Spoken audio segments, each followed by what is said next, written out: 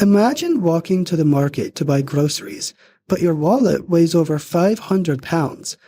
On the Pacific island of Yap, citizens actually traded using these giant stone discs. Welcome to Learn English with Podcasts.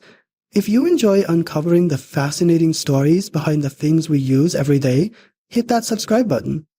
Long before anyone minted a coin or printed a paper bill, humans had to get creative. Depending on where you lived in the ancient world, you might pay for your goods using unusual items, like shark's teeth, some rare seashells, or even hair pulled right from an elephant's tail. And while the people of Yap lugged massive stones around the jungle, people on another Pacific island, Santa Cruz, went in the exact opposite direction.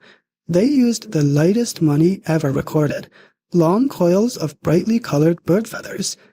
But these early forms of exchange had obvious limitations.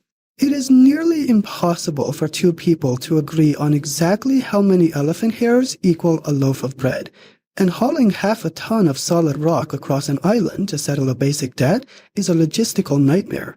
To build complex, functioning societies, people needed a better system.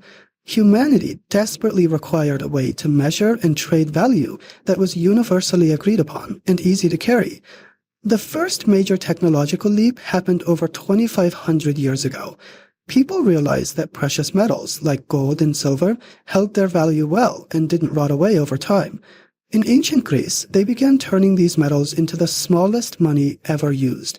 Some of these silver coins were smaller than an apple seed. There was a catch, though. You had to convince a population, most of whom could not read, exactly what those tiny pieces of metal were worth. This ancient silver coin shows how governments solved the problem. They began stamping the recognizable shapes of animals or prominent leaders directly onto the metal. That stamp acted as a visual guarantee, instantly proving the metal's value to anyone who looked at it. Metal coins successfully standardized trade. However, as economies grew, citizens needed to buy much more expensive things, meaning they now had to carry heavy, cumbersome bags of metal wherever they went. By the 13th century, the Chinese government was minting everyday currency out of iron. Because iron is inherently rare or valuable, a single coin was worth very little. To buy basic groceries, citizens had to string together hundreds or thousands of these iron coins, creating heavy chains of metal that were miserable to carry. This surviving Chinese paper receipt illustrates the government's innovative fix for all that weight. They created official, lightweight documents printed with vertical calligraphic text and detailed illustrations.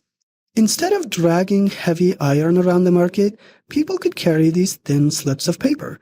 Whenever they actually needed the metal, they took the receipt to a bank and traded it back in.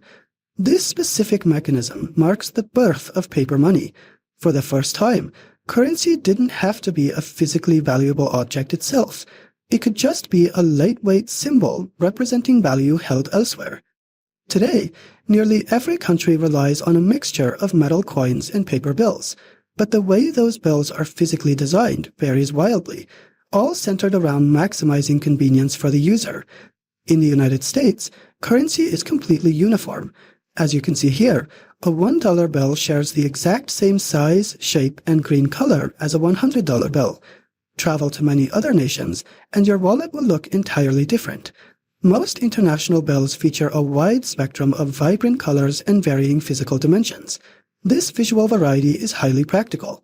Lower value bills are physically smaller in size, making it incredibly easy for anyone to instantly feel how much money they are holding without even having to read the numbers. Yet, even with perfectly optimized paper money, modern global trade hit a new snag.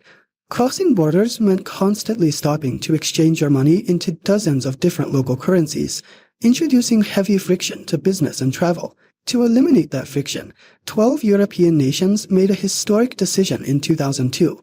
They abandoned their individual national currencies entirely and adopted a single unified system called the euro. Many Europeans certainly missed their old money, like these German Deutschmarks, which carried decades of cultural history and national pride. But the economic advantage was undeniable. With the continent using the euro, moving money from a buyer in Germany to a seller in France became entirely frictionless. When you look at the entire timeline, from hauling 500-pound stones across the Pacific to tapping a digital euro on your smartphone. The history of money is simply the story of human beings trying to make the exchange of value as convenient as possible. Thanks for watching Learn English with Podcasts.